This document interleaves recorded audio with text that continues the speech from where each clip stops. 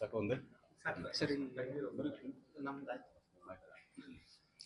Yes sir ಚಿತ್ರ ನೋಡಿದ್ದೀರಾ?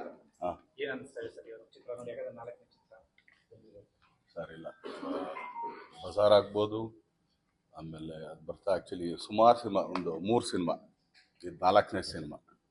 But ನಾನು ನೋಡ್ದಂಗೆ ಒಂದು ನಾವೆಲ್ಲರೂ ಆ್ಯಕ್ಚುಲಿ ಇವೆಲ್ಲ ಏನು ಟ್ರೈಲರ್ ನೋಡಿದ್ದೀರಾ, ಆ್ಯಕ್ಚುಲಿ ತುಂಬ ಮಾಸ್ ಇರ್ಬೋದು. ಹಂಗೆ ಮಾಸ್ ಜೊತೆಗೆ ಆ್ಯಕ್ಚುಲಿ ಒಂದು ತುಂಬ ಒಂದು ತಾಯಿ ಸೆಂಟಿಮೆಂಟಿಂದ ಹಿಡಿದು ತಾಯಿ ಎಷ್ಟು ಮುಖ್ಯ, ತಂದೆ ಏನು ಮಾಡ್ತಾನೆ, ಈ ಥರದ ಎಲಿಮೆಂಟ್ಸ್ ತುಂಬ ಚೆನ್ನಾಗಿ. ಆಮೇಲೆ ಡೈರೆಕ್ಟ್ ಇಲ್ಲೇ ಇದ್ದಾರೆ.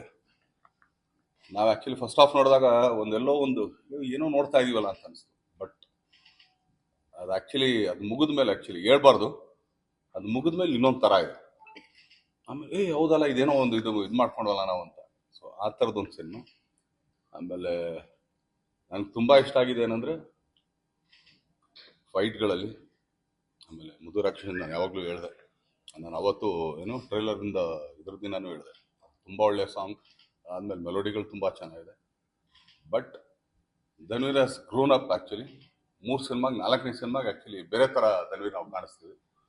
ಅದಲ್ಲದೆ ಫೈಟ್ಗಳನ್ನ ತುಂಬ ಚೆನ್ನಾಗಿ ಅಂದರೆ ಪೋರ್ಟ್ರೇಟ್ ಮಾಡ್ತಾರೆ ಗೊತ್ತಾ. ಆ್ಯಕ್ಚುಲಿ ಫೈಟ್ಗಳೇನು ಅಂದ್ಕೊಳ್ತೀವಿ, ಸುಮ್ಮನೆ ಒಡಿ ಬಡಿ ಇದಲ್ಲ, ಅವನು ಪೋರ್ಟ್ರೇಟ್ ಮಾಡೋದಿದೆಯಲ್ಲ ಈಗಿನ ದಿನಗಳಲ್ಲಿ. ಸೊ ತುಂಬ ಚೆನ್ನಾಗಿ ಮಾಡಿದ್ದಾರೆ. ಯಾಕಂದರೆ ಒಂದು 6'3", ನನಗಿಂತ 1-1.5 ಇಂಚು ಅಲ್ಲ 1-2 ಇಂಚು. ಬಟ್ ಕಾಲು ತುಂಬ ಚೆನ್ನಾಗಿ ಯೂಸ್ ಮಾಡಿದ್ದಾರೆ. ನಾನು ಆ್ಯಕ್ಚುಲಿ ಯಾವಾಗಲೂ ಹೇಳ್ತಾ ಇರ್ತೀನಿ, ಕಾಲು ತುಂಬ ಚೆನ್ನಾಗಿ ಯೂಸ್ ಮಾಡಿದ್ರೆ. ಯಾಕಂದ್ರೆ ಉದ್ದಕ್ಕಿರೋರಿಗೆ ಆ್ಯಕ್ಚುಲಿ ಅಪ್ಪರ್ ಬಾಡಿ ಸ್ವಲ್ಪ ಚಿಕ್ಕದಿರುತ್ತೆ, ಬಟ್ ಲೋವರ್ ಬಾಡಿ ಸ್ವಲ್ಪ ಜಾಸ್ತಿ ಇರುತ್ತೆ. ಬಟ್ ಕಾಲು ತುಂಬ ಚೆನ್ನಾಗಿ ಯೂಸ್ ಮಾಡಿದ್ದಾರೆ. ತುಂಬ ಚೆನ್ನಾಗಿ ನೀಟ್ ಕ್ಲೀನ್ ಮೂವಿ. ಅದಾದಮೇಲೆ ಒಂದು ತುಂಬ ಒಳ್ಳೆ ಮಾರಲ್ ಇದೆ. ಒಂದು ತಾಯಿ ಜೊತೆಗೆ ಇನ್ನೊಂದು ಮತ್ತೊಂದು. ನಾನು ಇಷ್ಟೇ ಕೇಳ್ಕೊಳ್ಳೋದು ಎಲ್ಲ ಕರ್ನಾಟಕ ಜನತೆ ಹತ್ರ, ವಾಮನ ಅಂದರೆ ಏನು, ಅವನು ಭಿಕ್ಷೆ ಬೇಡಕ್ಕೆ ಬಂದಂಥ ಹುಡುಗ. ಒಬ್ಬ ಬಲಿ ಚಕ್ರವರ್ತಿ ಹತ್ರ ಭಿಕ್ಷೆ ಬೇಡ್ತಾನೆ. ಸೊ 3 ಹೆಜ್ಜೆ ನೀನು ಎಲ್ಲರೂ ಹಿಡ್ಕೊ ಅಂತ ಹೇಳ್ತಾನೆ. ಅಲ್ಲಿ ಇಡ್ತಾನೆ, ಇಲ್ಲಿ ಇಡ್ತಾನೆ, ಕೊನೆಗೆ ಎಲ್ಲಿ ಹೆಜ್ಜೆ ಇಡಬೇಕು ಅಂತ.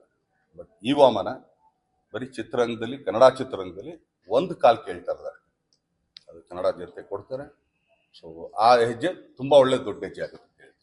ಸರ್ ಸೊ ಸಿನಿಮಾ ಮುಗಿತು. ಸಿನಿಮಾನಾ?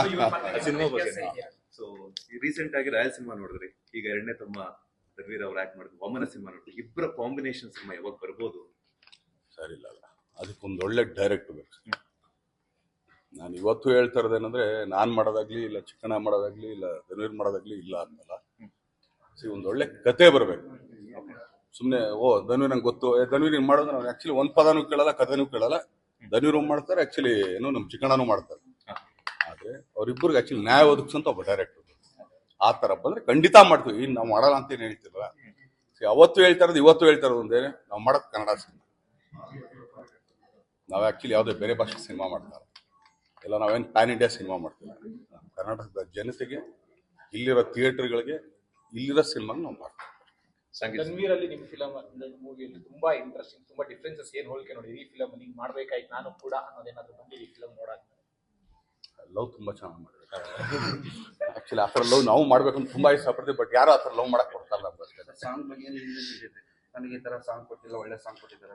ಅಲ್ಲಲ್ಲ, ಅಂದರೆ ಮುದುರಾಕ್ಷಸ್ ತುಂಬ ಚೆನ್ನಾಗಿದೆ. ನಾವು ಯಾರು ಯೋಚನೆ ಮಾಡಿದ್ರೆ ನಿಮ್ಮ ಮದುವೆ ಆಗಿದೆ ಸರ್? ಆಗಿದೆ. ಯಾವತ್ತಾರು ಹೇಳಿದ್ರ ನಿಮ್ಮ ಹೆಂಡತಿಗೆ ಆ್ಯಕ್ಚುಲಿ ಮುದುರಾಕ್ಷಸ್ ಅಂತ? ಅಷ್ಟೇ ಅಲ್ವಾ? ಹಂಗೇನೆ ಮುದುರಾಕ್ಷಸ್ ಹೇಳಿದ್ರೆ ಅವ್ರಿಗೊಂದು ಖುಷಿ ಆಗುತ್ತೆ. ಚೆನ್ನಾಗಿದೆ ಅಷ್ಟೇ. ಸರಿ, ಥ್ಯಾಂಕ್ ಯು.